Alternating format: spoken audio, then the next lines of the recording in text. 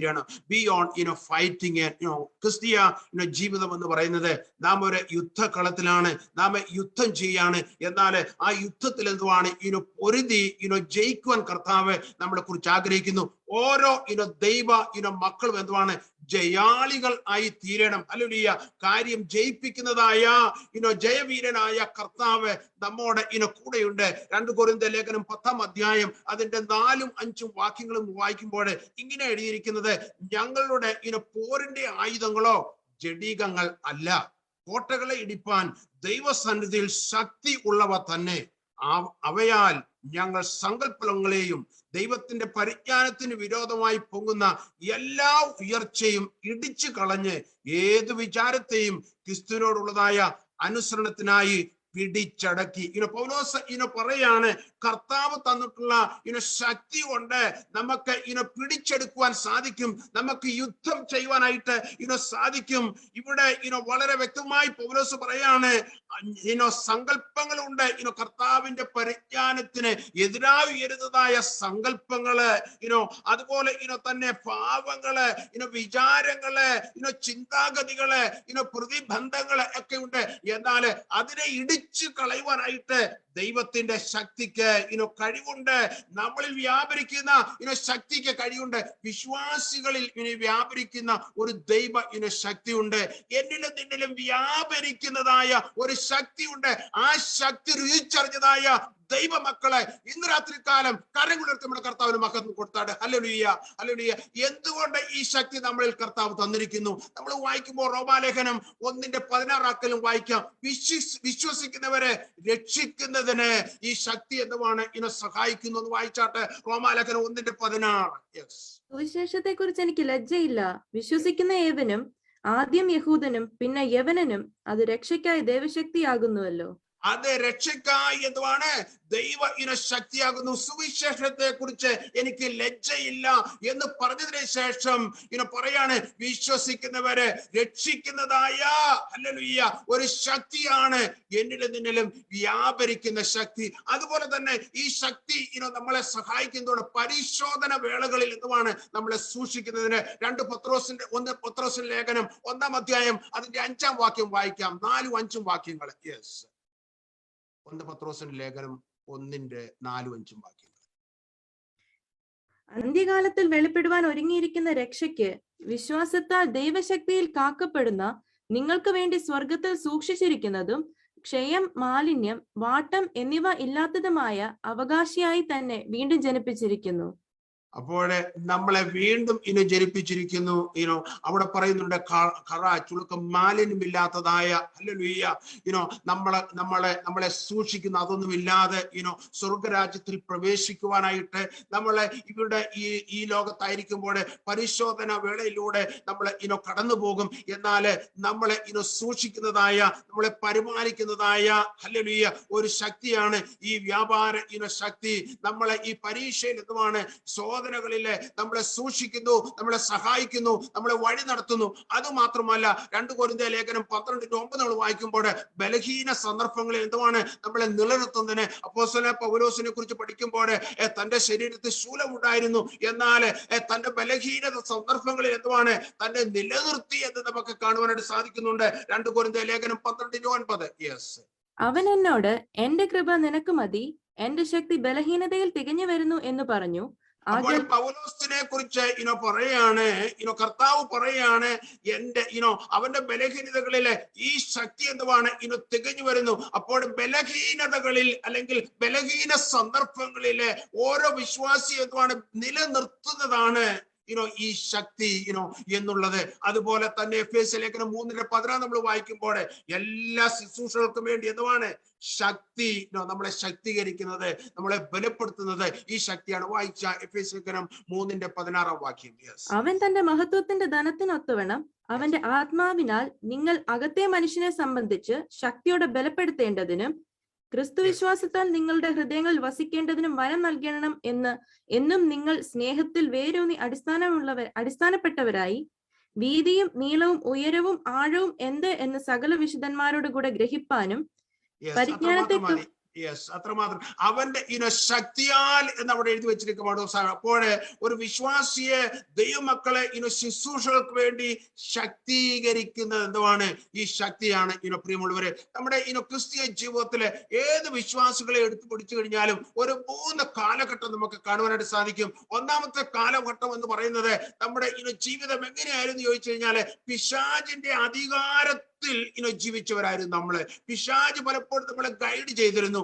അന്ധകാരത്തിൽ നമ്മൾ ജീവിച്ചിരുന്നു. പിശാചിന്റെ അധികാരത്തിൽ പാർത്തവരായിരുന്നു, ജീവിച്ചവരായിരുന്നു. എന്നാൽ കൊലോസ്യ ലേഖനം 1-ാം അധ്യായം അതിന്റെ 13 നമ്മൾ വായിക്കുന്നു, നമ്മളെ ഇരുട്ടിന്റെ അധികാരത്തിൽ നിന്ന് വിടുവിച്ച് തന്റെ സ്നേഹാസ്വരൂപനായ ക്രിസ്തുവിന്റെ രാജ്യത്തിലാക്കി വെക്കുകയും ചെയ്ത പിതാവിന് സന്തോഷത്തോടെ സ്തോത്രം. അപ്പോഴ് ക്രിസ്തുവിനെ സ്വീകരിച്ചപ്പോഴ് ലഭിച്ചതായ ഒന്നാണ് എന്തുവാണ്? നമ്മളെ ഇരുട്ടിന്റെ അധികാരത്തിൽ നിന്ന് മാറ്റി നമ്മളെ വിടുവിച്ചു.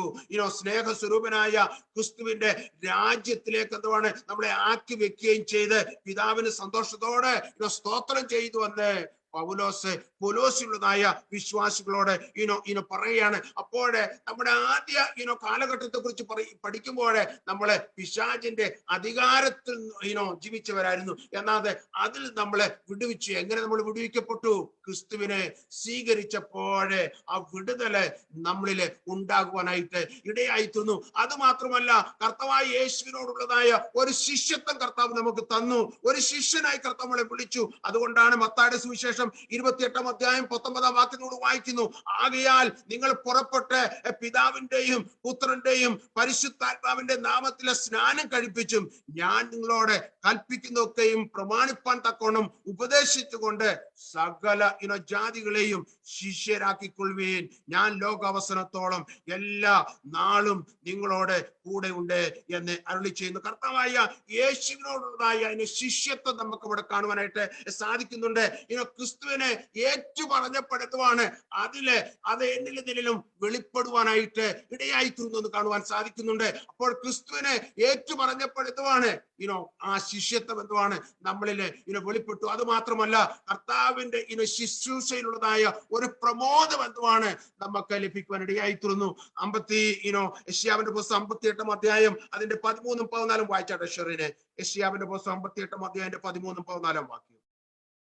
നീ എന്റെ വിശുദ്ധ ദിവസത്തിൽ നിന്റെ കാര്യാദികൾ നോക്കാതെ ശബത്തിൽ നിന്റെ കാൽ അടക്കി വെച്ച് ശബത്തിനെ ഒരു സന്തോഷം എന്നും യഹോവയുടെ വിശുദ്ധ ദിവസത്തെ ബഹുമാനയോഗ്യം എന്ന് പറയുകയും നിന്റെ വേലയ്ക്ക് പോകുകയോ നിന്റെ കാര്യാദികളെ നോക്കുകയോ വ്യർത്ഥ സംസ്ഥാനത്തിൽ നേരം പോക്കുകയോ ചെയ്യാതെ വേണം അതിനെ ബഹുമാനിക്കുകയും ചെയ്യുമെങ്കിൽ നീ യഹോവയിൽ പ്രമോദിക്കും. ഞാൻ നിന്നെ ദേശത്തിലെ ഉന്നതകളിൽ വാഹനമേറ്റി ഓടുമാറാക്കുകയും നിന്റെ പിതാവായ യാക്കോബിന്റെ അവകാശം കൊണ്ട് നിന്നെ പോഷിപ്പിക്കുകയും ചെയ്യും. യഹോവയുടെ വായല്ലോ അരുളി ചെയ്തിരിക്കുന്നത്. അവിടെ യഹോവയുടെ വായല്ലോ അരുളി ചെയ്യുന്നത്. അവിടെ ചുരുക്കം പറഞ്ഞു കഴിഞ്ഞാല് ആ വാക്യത്തെ കുറിച്ച് എടുക്കുമ്പോൾ ഇങ്ങനെ യഹോവയിൽ എന്തുവാണ്? പ്രമോദിക്കും. അപ്പോഴെ കർത്താവിന്റെ ശുശ്രൂഷയുള്ളതായ ഒരു പ്രമോദം, ഒരു സന്തോഷം. നീ യഹോവയിൽ പ്രമോദിക്കും എന്ന് പറഞ്ഞതിന് ശേഷം പറയാണ്, ഞാൻ നിന്നെ ദേശത്തിന്റെ ഉന്നതങ്ങളിലെ വാഹനമേറ്റി ഓടിക്കുമാറാക്കും. അപ്പോഴെ കർത്താവിന്റെ ശുശ്രൂഷയുള്ളതായ ആ ഒരു പ്രമോദം എന്തുവാണ്? ക്രിസ്തുവിനെ അനുസരിച്ചപ്പോൾ നമുക്ക് ലഭിക്കുവാനായിട്ട് ഇടയായിരുന്നു. അപ്പോഴേ ഇന്ന് രാത്രികാലം ഞാൻ പറഞ്ഞല്ലോ, നമ്മൾ പൊരുതി മുന്നേറുന്നവരെ ആയിരിക്കണം, പിടിച്ചടക്കുന്നവരെ ആയിരിക്കണം. ഇവിടെ പൗലോസ് പറഞ്ഞു, കീഴ്പ്പെടുത്തുന്ന എന്തിനെയൊക്കെ എന്തുവാണ്?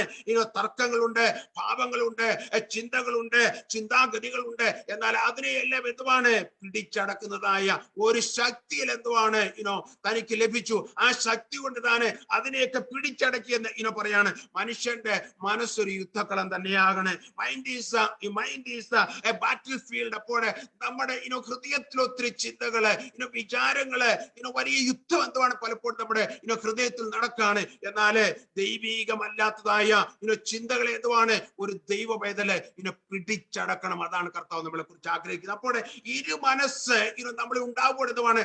അതിനെ എന്തുവാണ്? നമ്മള് പിടിച്ചടക്കണം. ഹല്ലേലൂയ.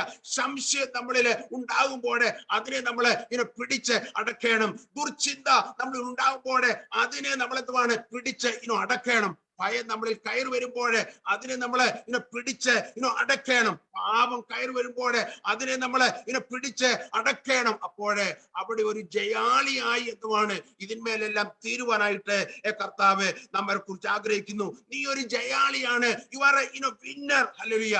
ശ്രമിച്ചു നോക്കി, എന്നാൽ പരാജയപ്പെട്ടു. എന്നാൽ ദൈവമക്കൾ എന്തുവാണ്? വീണ്ടും വീണ്ടും ശ്രമിക്കണം, വീണ്ടും വീണ്ടും പരിശ്രമിക്കണം ഒരു ജയത്തിന് വേണ്ടി. യാക്കോബ് ലേഖനം 4-ാം അധ്യായം അതിന്റെ 7-ാം വാക്യം വായിക്കുമ്പോൾ ഇങ്ങനെ എഴുതിയിരിക്കുന്നത്, പിശാചിനോട് എതിർത്ത് നിൽക്കുവാൻ അവൻ നിങ്ങളെ പിശാചിനോട് എതിർത്ത് നിൽക്കുവാൻ അവൻ നിങ്ങളെ വിട്ട് ഓടിപ്പോകും. അപ്പോൾ ഇവിടെ പറയാണ് പിശാചിനോട് എതിർത്ത് നിൽക്കണം, അവൻ നിങ്ങളെ വിട്ട് ഓടിപ്പോകണമെങ്കിൽ. മുകളിൽ പറയുന്നുണ്ട് നിങ്ങൾ ദൈവത്തിന് കീഴടങ്ങുകയും. അപ്പോൾ ദൈവത്തിന് കീഴടങ്ങുക എന്നുള്ളത് നമ്മൾ പഠിച്ചു കഴിഞ്ഞു കഴിഞ്ഞാൽ ദൈവത്തിന് വിധേയരാകുക എന്നുള്ളതാണ്. ഹല്ലേലൂയ. കർത്താവിന് വിധേയരാകുക.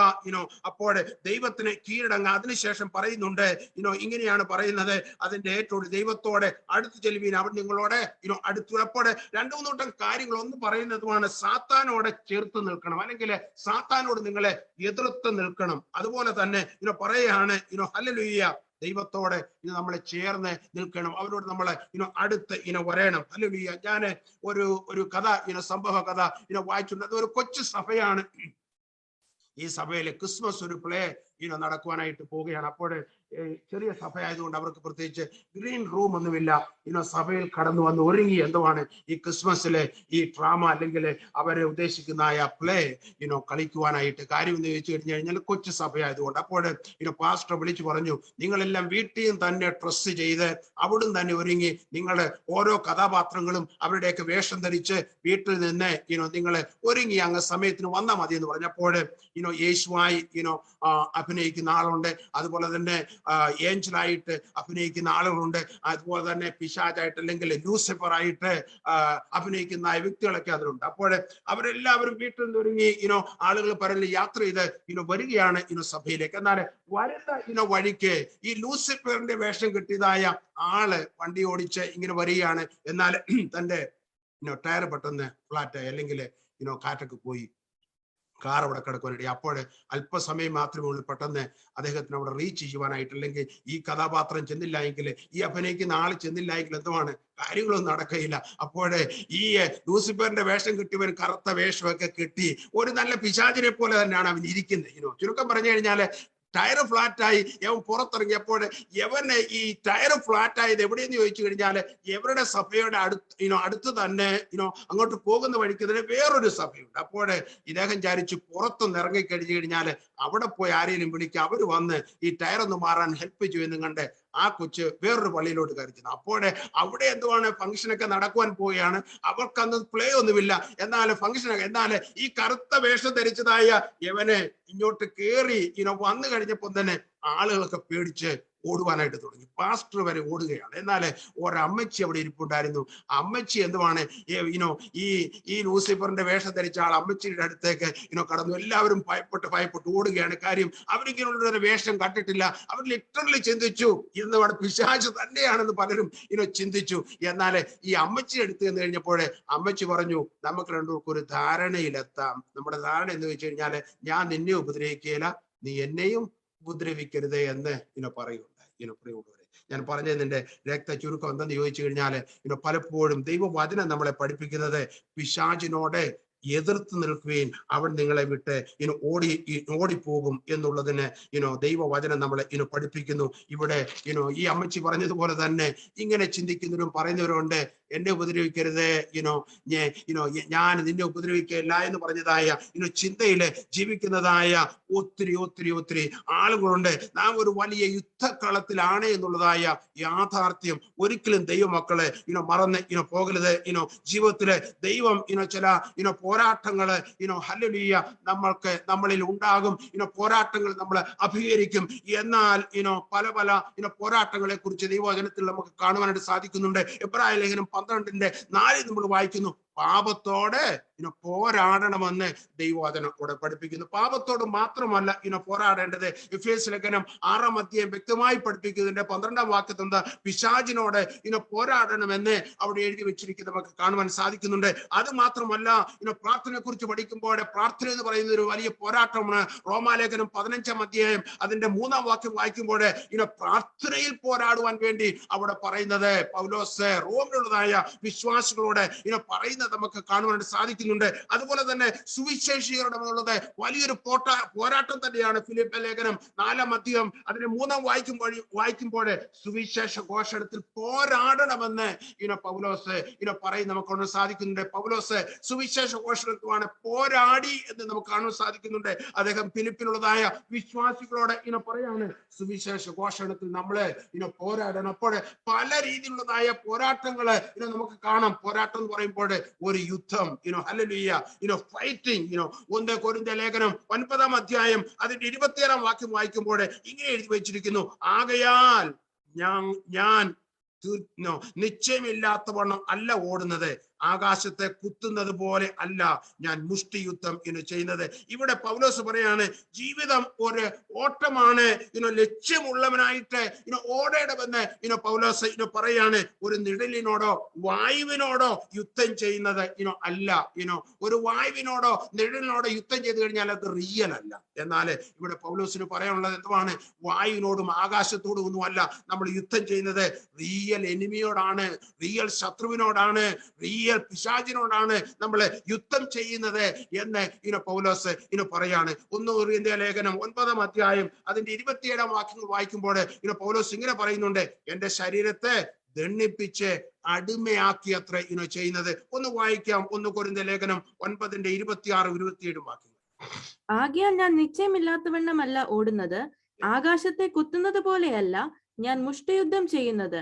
മറ്റുള്ളവരോട് പ്രസംഗിച്ച ശേഷം ഞാൻ തന്നെ കൊള്ളരുതാത്തവനായി പോകാതിരിക്കേണ്ടതിന് എന്റെ ശരീരത്തെ ദണ്ഡിപ്പിച്ച് അടിമയാക്കുകയത്രേ ചെയ്യുന്നത്. എന്റെ ശരീരത്തെ എന്തുവാണ് പൗലോസ് പറയാണ്? ദണ്ഡിപ്പിച്ച് അടിമയാക്കി അത്രേ ചെയ്യുന്നത്. ഒരു എലഫന്റിനെ അല്ലെങ്കിൽ ഒരു കുതിരയെ എന്തുവാണ് എങ്ങനെ മെരുക്കുന്നു, അതിനെ മെരുക്കി എന്തുവാണ് ഹല്ലേലൂയ എന്ന് പറഞ്ഞതുപോലെ അത് അതിന്റെ യജമാനനെ അനുസരിക്കത്ത രീതിയിൽ ഒരു എലഫന്റിനെ അല്ലെങ്കിൽ കുതിരയൊക്കെ മെരുക്കുന്നത് നമുക്ക് കാണുവാൻ സാധിക്കുന്നു. എന്ന് പറഞ്ഞതുപോലെ എന്തുവാണ് പൗലോസ് തന്റെ ശരീരത്തെ എന്തുവാണ് ദണ്ഡിപ്പിച്ച് എന്തുവാണ് അടിമയാക്കുന്നു എന്നാണ് പറയുന്നത്. പ്രിയമുള്ളവരെ, ഹല്ലേലൂയ.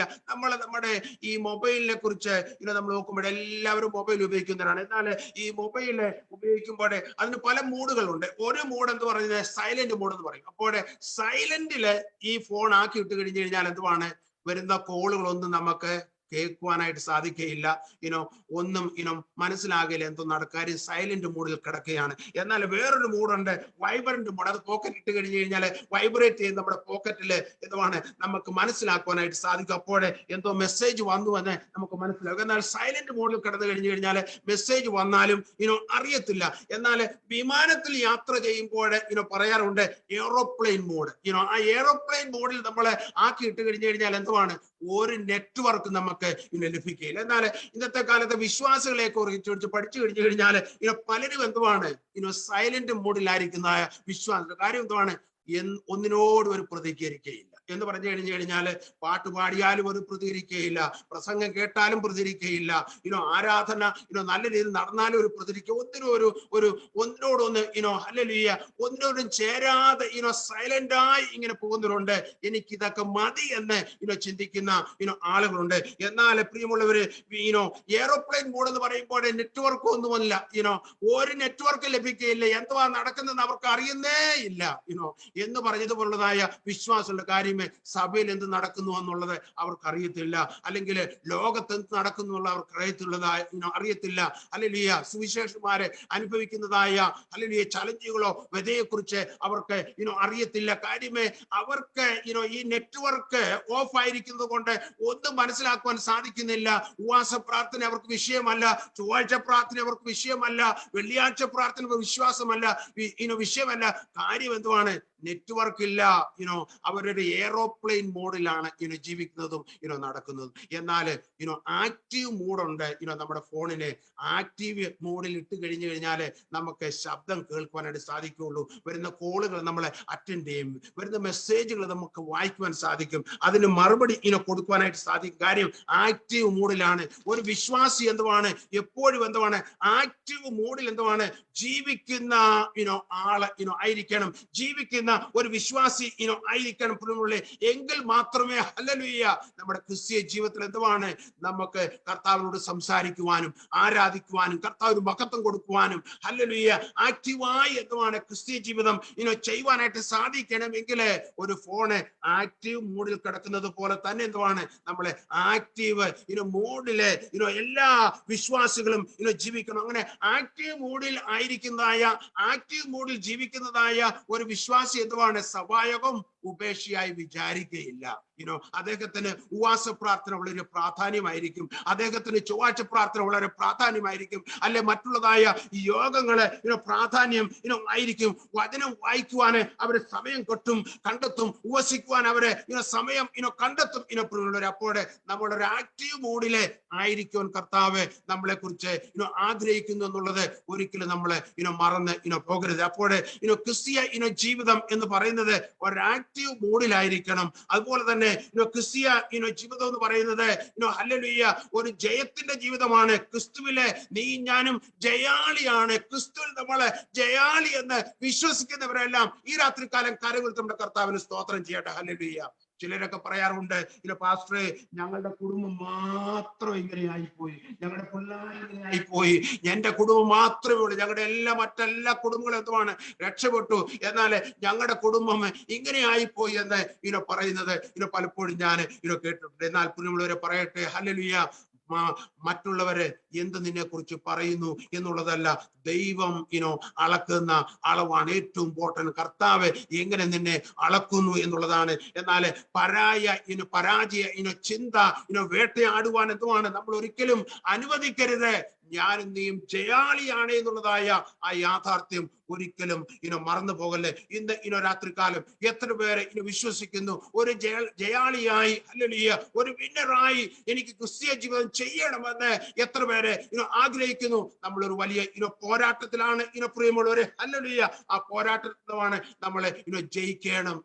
നമ്മളെ ജയാളികളാക്കുന്നതായ ഒരു കർത്താവുണ്ട്. ഒരു ജയാളിയായി തന്നെ മുന്നോട്ട് പോകാൻ കർത്താവ് നമ്മളെ കുറിച്ച് ആഗ്രഹിക്കുന്നു. ഇന്ന് രാത്രികാലം ഹല്ലേലൂയ നമ്മുടെ പരാജയങ്ങളെ ഓർത്ത് നമ്മൾ മനസ്താവപ്പെടാതെ ഹല്ലേലൂയ ജയിക്കുവാൻ ഇനി സമയമുണ്ട്.